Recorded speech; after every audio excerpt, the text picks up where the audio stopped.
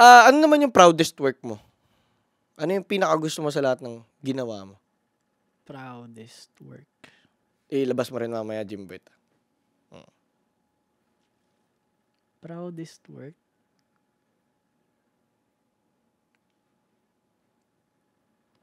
Yung proudest work ko yung yung character ko. Character mo? Blue na name. Yung mask. Yung mask. Ito ba yun? Ito ba siya? Yan, nandyan. Ay. Binigyan niya ako ng watermark niya. Napakaangas nga nito. So, Yung sige, mask explain niya, mo kung ano to at ano yung inspiration nito. Ano yung ibig sabihin niya? Yung mask na yan, ang original kasi niyan, ano siya, yung mga unang gawa ko dyan, plain lang yung mask, walang reaction. Wow. Tas, palaging nakaganon yung kilay, yung malungkot na itsura. Tas, sa likod nun, may makikita ka laging yung mukha niya. May makikita kang onti sa mukha. Nandun yung reaction, yung tunay na reaction ng character. Kunyari, nung Halloween, ang ginawa ko nun, plain lang yung mask nun, tas kulay white. Pero yung katawan niya, tas yung mukha niya,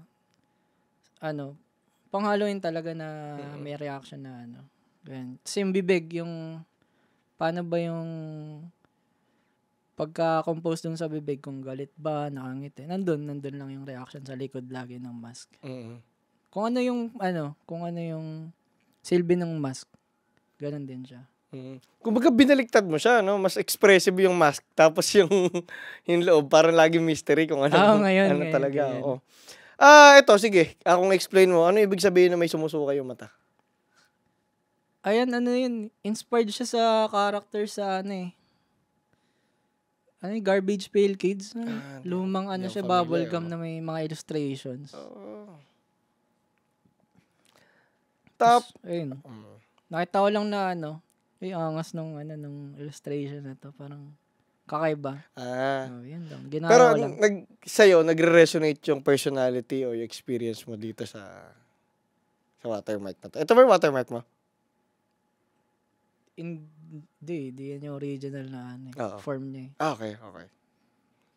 Kasi parang ito sa character niya, nag-iiba-iba to. Iba-iba yan.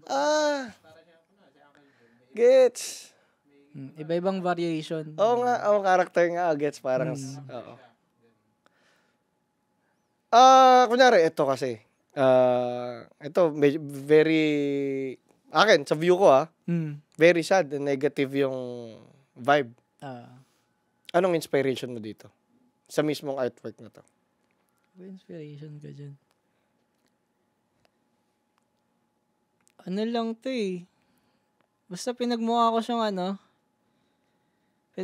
siyang nag-golf. Ay, nag-golf ba yan?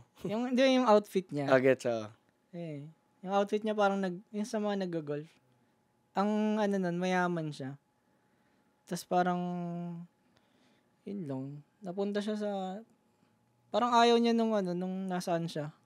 Ganun, kumbaga, taong on a surface level, mukha naman mayaman, so dapat masaya siya. Pero deep inside, hindi naman talaga. Parang lost. Ganda nun.